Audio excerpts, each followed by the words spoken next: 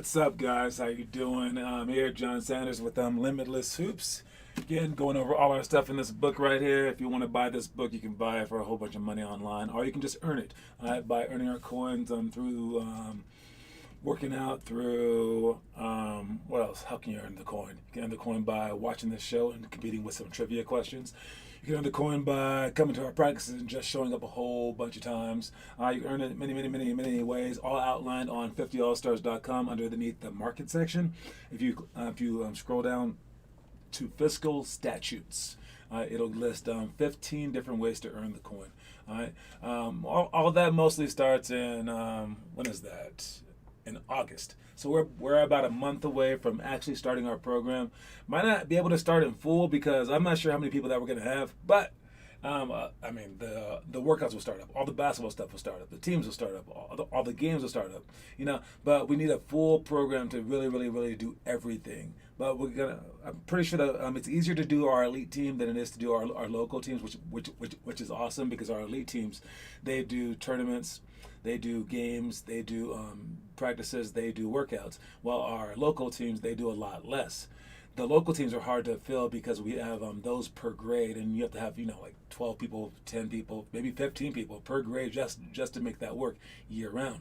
Whereas our elite team is easier to put together because we just need 10, maybe like 9 kids, super dedicated though, between 1st and 4th grade, or 5th and 8th grade, or 9th through 12th grade. Since we combine grades, it's a lot easier to make that team work. And that's the team that you want to be on in the first place. But it is kind of a headache to involve kids that don't belong on that team. And I mean, not don't belong on that team in terms of skill. That's everyone basically, because skill is relative, right? We all suck compared to someone else. But in terms of mentality, can you handle it? Can you handle the pressures of the elite team? Can you handle the pressures of playing against better players than yourself? Again, no matter how good you are, you can be the freaking best player in Colorado. Can you handle playing against a better player from, let's say, New York, or if you're the top 15-year-old in the entire country, in the entire world? Can you handle playing against an 18-year-old who could kick your butt? All right, because most people just they turn off at some point in time, right? And with our elite team program, you have to be able to handle it. All right. Anyways, with Finn Kaufman, what's up, man? You're in the comment section right there. I see you. Check in if you're here. Finn, I'm sorry that you never got to experience our elite team, man. You made it, you joined, and then freaking COVID hit, and then I moved. But you are showing that you're a hard worker, and I'm just sure that you're playing against some competition that is at least exceeding you by a little bit. All right, so make sure that you keep doing that stuff, and then you will make it just as far as everyone else. Anyways, if you have your book, you can turn to the proper page for today, and then we will start with the quote of the day. All right. The quote of the day is "Attitude is everything," and again, it's how you formulate everything in your head. It's how you see things, okay? And you can choose to see things one way, or you can choose to see things another way. If you're given a bad shake in life, like you drew some bad cards, you can choose to see it as a blessing in disguise. All right, or if you're given everything, you can choose to see it as you've been given nothing since you had that everything from birth, right? Here in America, we've to a person, we've been given so much. All right, we've been given so much here in America that we're basically kings and queens. All right, yet some people think that they were given nothing, and that's a bad outlook, right? And then some people truly have stuff bad happen to them, and then they see things as the opposite, where they're like, I don't care. I mean, like someone who just broke their back, Amy Van Dyken, and instantly she's like, I'm coming back from this, I'm gonna become an advocate. And it was like, what? That's because she has that Olympic attitude, that Olympic mindset, right? So for you guys, realize attitude is everything, okay? And your attitude depends on the coaches involved. I just talked to a team that practiced after us. Their coach asked me to stop and talk to them because they were headed to Vegas to play, and I made them run the Nashville. So afterwards, we started talking about it, and one thing that I forgot to tell them, I told them about boxing out and trying to look good in front of coaches. But one thing I forgot to tell them is that people are always watching. And one player that I thought was pretty good because I played against him, he ran like crap, and I was like, oh. So let's just say a coach talks to me. I know many coaches. I know some NBA coaches, right? A coach just happens to talk to me, and he's like, hey, is there anyone good on this team? I would be like, no, you want no one on this team, right? So you never know who's watching you, and you have to basically like always run your hardest. He was dogging it, so I know he has some dog in him where he's just gonna like quit if it gets hard. That's what I'm gonna think about him. All right, sorry, you got judged. But at these events, attitude is everything. So again, my tricks were I dove out of bounds, landing on people. All right, because the coaches are there watching me, dude. I dove for every single loose ball. During warm-ups, I only passed the ball to my teammates and I clapped for them the whole time. All right, when I was in New York and I wasn't fortunate enough to play in the games because they sat me the whole time. I played like two minutes a game at this big all-star camp. It was whatever.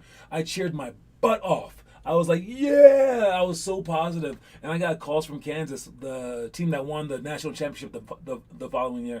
And they called me and they were like, yo, great job at camp. I was like, I only played 2 minutes a game. And they're like, no, but we know that you can play. I'm reminding you. We were impressed by your attitude. Anyways, trivia time. 5:06. It's an early trivia time. We put in a random time each and every single day. So this is trivia time, and let's get that going. But yes, attitude is everything. All right. So again, no matter what happens to you in the game, the ref calls a million bad calls, you miss a million shots, your teammates don't pass to you, they sit you on the bench, your parents are mad at you, your girlfriend broke up with you, your dog died, whatever it is, have a great attitude. All right, and that shows mental strength. And those who are mentally weak, not only do you not get playing time, you also get picked on by players like me because I will spot you out and I will make you have an even worse day. All right, because players like me are mean. All right, but anyways, and I would also do it with a smile on my face. All right, trivia time. All right, so today's trivia we had on Kareem Skyhook. All right, what do we have here in the comment section? My video's uploading. Cotton, did you do your jump rope? Oh, I can't see it on my computer. Want me to get some pinned messages? I did not jump rope yet, but I will. John, what do you think about the Olympic athlete who got suspended for weed? I'll talk about that in a second. I think I know John's answer, but let's see. Hi, Blake. Do you have COVID? No. I hope Blake doesn't have COVID. All right. So, yes, with the trivia stuff, I'll get to the question about, I forgot her name. Whatever, about the weed girl in a second. But what else do I have to do? Oh, I should change that from May's trivia leader to July's. I'm way off in that. Man. Anyway, I'll update that in a second. I can make it automatically change too. This is July. July's trivia leader. All right. So let me see. Can I back out of that and get back in so I can make this thing look cool? All right. So if it's trivia time, did I update already? No, I didn't. It doesn't matter. All right. So trivia time. We had Kareem Skyhook. It was an unstoppable shot. Okay. I'm trying to make the questions difficult enough for Finn Kaufman not to win every single time, so I'm helping you guys out. So if you watch the video, you have a chance to answer this question. Today I made it extra impossible. Yesterday was extra quick. All right, so I think that the extra quick one just makes everyone like answer so fast, right? This one is impossible. It's at a little bitty spot, and within the video, within a 12-minute video, 11-minute video, and it's ungoogleable. You can't even Google this. All right, so you have the entire show. I don't care if you guys answer it back to back. That's just unfortunate for you. The first one in our comment section on that I see wins. But if you can answer it, you're just freaking amazing. I don't know. All right, here we go. Now I got tested and it was negative. I'm sick, but I really don't know what it was. More difficulty. All right. Anyways, here's the question for today. So Kareem Skyhook was amazing, but the whole video set out to find out like how efficient was it. They're like, was he actually making it or was he just shooting it a lot? Like why don't players shoot it today? Is it an inefficient shot? And what they turned out was that it was a pretty good shot. All right. And even when he was old, I mean, he still dominated. Like, he got the NBA Finals MVP like in 1986, something like that, it's funny because he was 35 years of age and they thought he was so old. And again, we're looking at LeBron, who's 37 now, and we're like, oh, why isn't he dominating? It's like he's old as hell in NBA years. Like people that age are not supposed to be moving, let alone playing. But Vince Carter changed all that, playing until he's 40, 42 and still dunking between his legs. So that's a weird thing. But the question is this, guys. Here we go.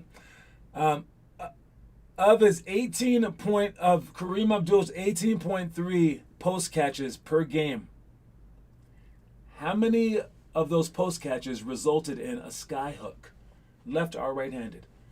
All right, and again, try to be accurate. The more accurate, the better. All right, of his 18.3 post catches per game, how many of them were sky hooks? How many of them resulted in sky hooks? So I guess if he passed it back out, that just counted as 0. If he shot a jumper, didn't count. Layup, didn't count. Whatever. Just his sky hook. How often did he shoot the sky hook out of 18.3? Jesus Christ. That's crazy. No, it's Finn Kaufman. It is 10.5. It's 10.5. That's insanity. It's 10.5. Finn Kaufman wins again. Oh yeah. So yes. Out of what is this? This is crazy. Out of 18, I can't stop laughing. Out of 18.3 post catches, he shot a sky 10.5 times of the postseason shots that he measured against the Portland Trailblazers in that series. It was within the video. So great job, Finn Kaufman is now tied 2-2. All right, he's taking performance enhancing drugs. He might be. I don't even know if I could have got that one, and I'm the guy who made up the question. Anyways, moving on. We got our elementary drills. All right, elementary drills. If it was 10.6 and Connor got it right, I would have punched a wall. Because you can't control your mind, man. All right, horseshoe shooting. This is a Tuesday, so we would be doing team shots, our team practices. All right, so we start off with horseshoe shooting. We start off with one of our main warm-up tools. And we do warm-up tools for the games. We have 12 different warm-ups. It starts with like horseshoe shooting. We go 3-man weave, layups. What else do we have for that one? Mono Ginobili layups, 3-on-3 defense, swing it and cover down. We do this whole warm up basically so that we can get ready for the game and put ourselves in that game mindset. But at the beginning of each practice on Tuesday or Thursday, we choose one of those things from the book, of course, to start our practice off with, so we can practice it in depth. All right, and this thing is horseshoe shooting. All right, the second one is 180 poly. For shots, pick and roll defense, which I'll talk about later, and then pick and roll advance the ball ahead, under 15 seconds up by 4+ points, and deflections. Okay, talking about the horseshoe shooting though, there's a mentality to this thing. Okay, and I want you guys to watch this real quick. All right, there's a mentality to it, and these are just little kids shooting it, but I want you to watch them, and I want you guys to pay attention to this. Okay, because when you guys do drills for your teams, they will be drills like this, all right? And you have to watch this person back here. See that little girl in the back? She's not paying attention. She doesn't have a ball in her hand. She's not running. I mean, like this person right here, she's running back, and I would still say something to her. All right, she should run back and kind of glance ahead to see the court. This person should already have their heads turned. One, to learn from the person going. So if this coach right here says something, she knows how to put her foot in correctly. She knows how to put her hand up, because she'll be correcting these people, but they're not paying attention. And these aren't just little kids. This is everybody. All right, run it. There you go. That pass should be sooner. I know he's a little kid, but I'll break him down like that. Loop around him. All right, so that she's not catching and then stepping and then doing that. He wants to pass that ball when she's about right there, not after she gets here. All right, she should catch and shoot a lot quicker. Come on up. There you go. After you pass. Now this pass is a little bit better, but they're passing it to him. They should pass it right here, all right, to this spot, so that this kid can take a long step with his inside foot. So his inside foot is right there with the left foot, but he should be taking a long step away from his other foot, so he's stretching out, so that the timing of it could be step with the left foot, catch, step with the right foot, and then pop up and shoot. Let's take off. There you go. Good job. He's hopping, but he's a little kid. When you're coming around to shoot the basketball, you want to square up on that inside foot, so it's a very smooth transition to square up into your shot. All right. Anyways, again, they aren't taking their long step. These passes aren't coming fast enough. They're not in a good position when they're passing the ball either. All right, so all these things, coaches may notice it, whether they notice it or not. And this is just a very small drill, but you should be coming off sprinting, doing this stuff. Why? Because it's a shot that Devin Booker would shoot. It's a shot that CP3 might shoot. It's a hard shot. All right, and it seems like a simple drill that's just like wasting time before the game. No. All right, this is like your livelihood right here. You should be sprinting off. And again, if you're doing this for a game in the summertime in Vegas, coaches are watching. And you can't just all of a sudden just go full speed and make every single shot, right? So every single practice when you do this, which is probably fairly rare, you should be going full speed to practice for that moment when these coaches are watching you warm up. Because I assure you, during warm-ups, these coaches know exactly who they want. All right, just from watching you warm up. And if you're sprinting off this, hitting jump shots, imagine how many shots that you're not going to get in the game. All right, you don't know how good the defense is. You don't know if the coach is going to play you. You don't know if your players are going to pass to you. But you know for sure that you're going to get these shots at warm-ups. And if you can stand out during warm-ups, oh my God, right? All right, so again, the pass has to be on point. Next, if a pass messes up, these players have to be aware. So this girl really shouldn't leave this spot until she's sure that this player has the ball in her hand. And again, watch her stance, watch her hand she passes it with. It should be with her left hand. Again, you want to make sure that your awareness is top notch. Like that kid had no clue. So yeah, I know it's a small drill, but it's very, very important. All right, the next one is pick and roll defense. And let's go over that real quick. Bucks versus Suns is going to have 40 mid-range shots a game. Definitely some mid-range shooters this game with Chris Middleton and CP3 and Devin Booker. They're all mid-range shooters. All you could do is add DeMar DeRozan in that mix, and it would be crazy. All right, so for pick and roll, if these guys are coming off the pick and roll right here, just like this, you want to make sure that, one, you're forcing them to the screen. Not too much because you don't want him splitting the screen, right? So you're going to force him to the screen, just make sure he doesn't go against the screen over your dead body, all right? And this guy, he wants to not show too early because, again, he can just slip, right? So you want to remain behind him until he's about right here on the screen. Now, optimally, what you want to do, because he's about to hit the screen, he's right there, the ball's right there, you want to show right here. And when you show right there, that guy can't go right there, or else it's gonna be a charge. So now this guy has to move up a step, and he has to go right here. Okay, and then when your man who's guarding him, instead of hitting you, you're not gonna let him hit you. You weren't gonna move for this guy, but now you do move, and when you do that, this screener, he can't move because that would be a moving screen. So now that's optimal defense. Is this guy comes over the screen like that. Okay? But it's never quite optimal because we're not quite quick enough. So our best bet is just basically to double team. So he comes right here and we double team as fast as we can, and this guy stays tight and we leave our man. So I played with Connor last Friday. He played in the open gym, did really, really well, hit some shots, everything like that. But another guy on our team was another D1 guy who played at Colorado State, my ex-school too. All right, but he's a young guy, so he's a lot better, 25-year-old. But he's an NAI coach right now, and Connor didn't understand what we were saying when we were like show and things like that, and Connor kept forgetting to show on on-ball screens. And I think he was really afraid of leaving his man.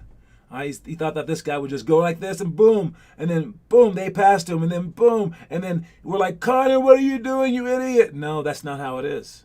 All right, because if you do show and you show heavy, and I'm on your team and I'm guarding this guy over here, as soon as he rolls, I'm leaving my man to guard him immediately. And now if you're thinking, well, they're just gonna pass to your man then, dude, don't worry about it. All right? In an actual game, you have more people who are guarding other people. All right? More people who are guarding other people. And all these people are playing help side. They're not over here like idiots. They're not doing that because we're not bad players. We are in help side. And now look how different that is. All right? Now this pass is almost impossible. All right, that pass is impossible. That pass is impossible, and it's impossible if you are playing tight. So if you don't go, no one else can do their job. And I admit, you've probably been on 100 million teams where they can't do this. Where if you left your man, it would be a point every single time. You're right. You're right. They are wrong. You're right. They're wrong. They're stupid. You're a boss, but who cares? Because you're only playing for the coaches in the stands who want to see you at the next level. Because in college, everyone does this. So practice for that. Don't practice for crappy teams that you happen to be on. And for our team, we do this. All right, moving on. We got our homework. Great job with that. Blake is sick right now, he says. Hopefully he feels better. But that's why he's not posting, he says. So we'll see how this keeps adding up over the summertime. With that said, make sure that you take care of yourself.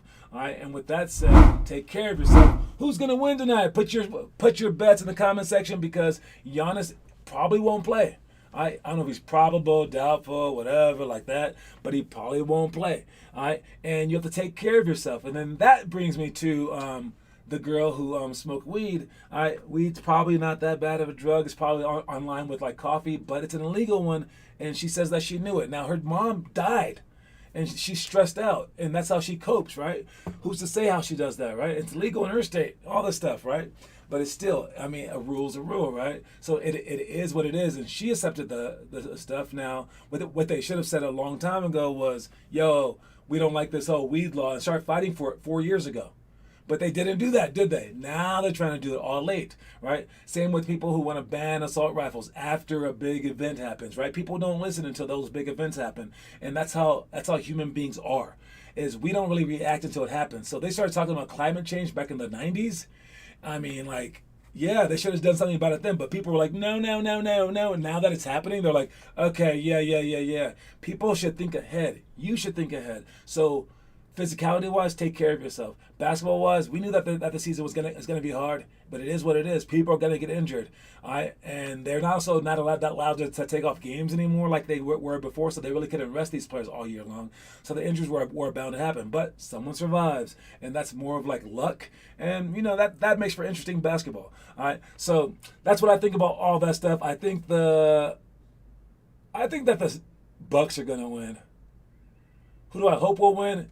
Either I want Suns in 4, just so that guy's like famous again, or if it goes more than that, I want the Bucks to win because I want Giannis to win. Unless Giannis doesn't play at all, then I want the Suns to win because if Giannis doesn't play, he won't feel like he won it.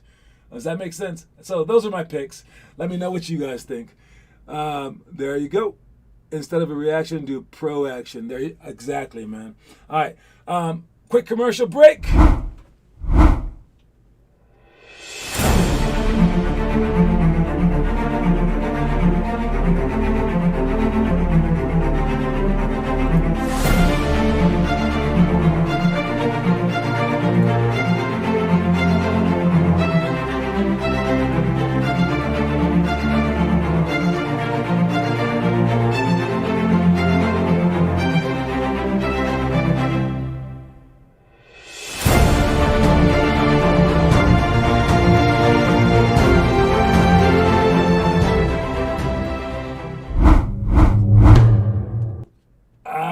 So one more thing about that in my notes. It says that the Suns are receiving a heap of criticism for how they've gone to the finals with an unhealthy Lakers team, an unhealthy Nuggets team, an unhealthy Clippers team, an unhealthy Giannis team.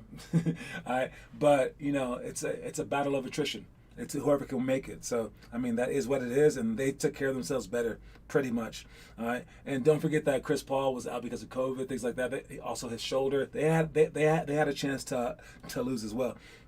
So take care of yourself, even though that life is very, very, very boring. All right. So hey, it is what it is. Just an everyday thing. Make sure that you sleep well, eat well, drink enough water and things like that. So you fully take care of yourself. Don't do things like skiing. I never went skiing when I was growing up because of that.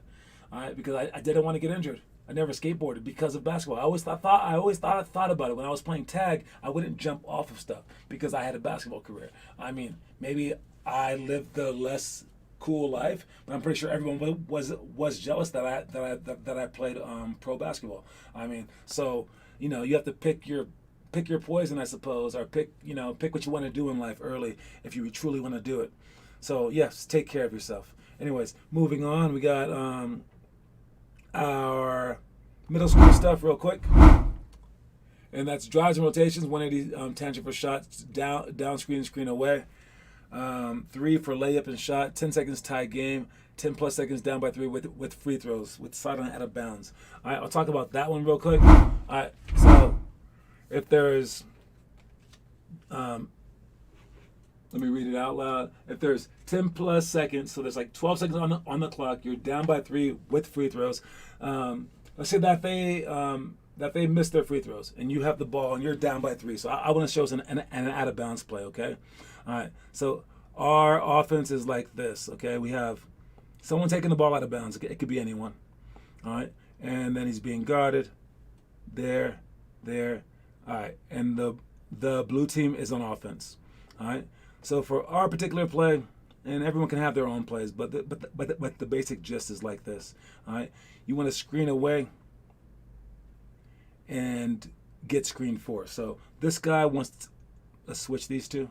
All right. So a scorer or a guy who can create for himself will step down and then get screened for, like this.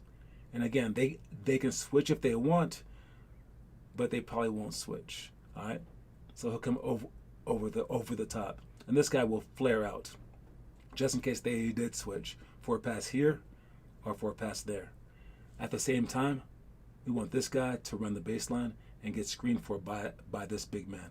Again, if they switch, we're good. If they don't switch, he's open, all right, and he can pass it there. Or if he ran through, now he can seal right here, and he can pass it there, all right. And we're looking to score. We're looking to score almost immediately, all right, because we're down by 3, and we're looking for a quick 2. All right, because you definitely have enough time to create. All right, if you do pass it into here, he can then penetrate and look for his own bucket really quickly. But now he's starting to look for a 3-pointer. He can step in for his three as well.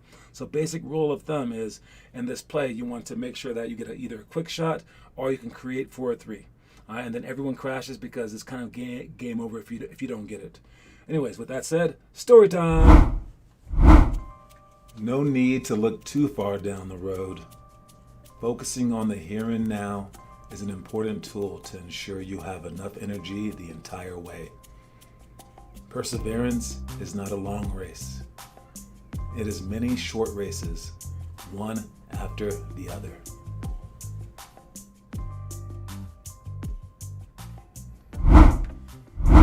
So basically that means every single day is a race, okay? And you have to see every single like small event as a big event, all right? And so don't look too far down the road. Look to here and now, so you can keep going and going and going and going.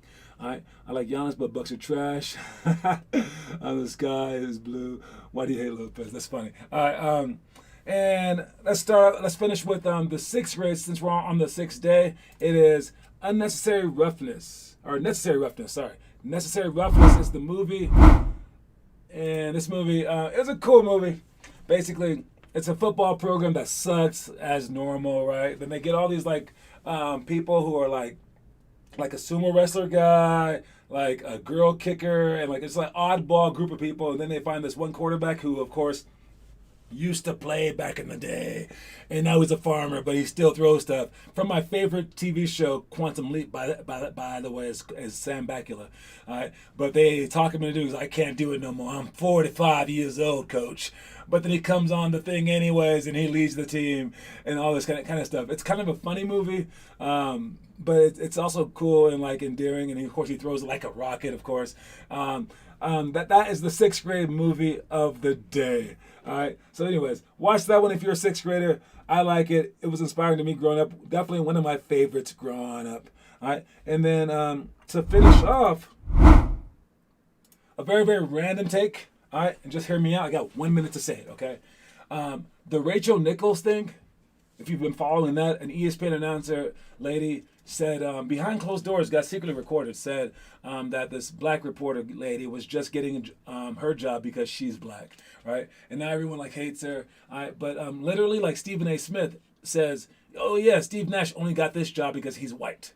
White privilege, right? And those are basically the same things, except for one thing: the history of black people in this world, all right, and this country at least, all right. And because of the history, now people are trying to like make up for it constantly. And why is that? I think it's because of the lack of reparations given. Again, the Japanese were given reparations because of the internment camps. They were given $50,000 per family to help them out. The Native Americans were given casinos because of what happened to them. Jewish people who came to America were given reparations, even though we didn't commit the crime. All right, because America realizes if you have a disgruntled people, it's just going to keep going on and on and on. So if you have a choice between finally giving reparations, which would definitely hurt our country in many ways, because a lot of people would just riot.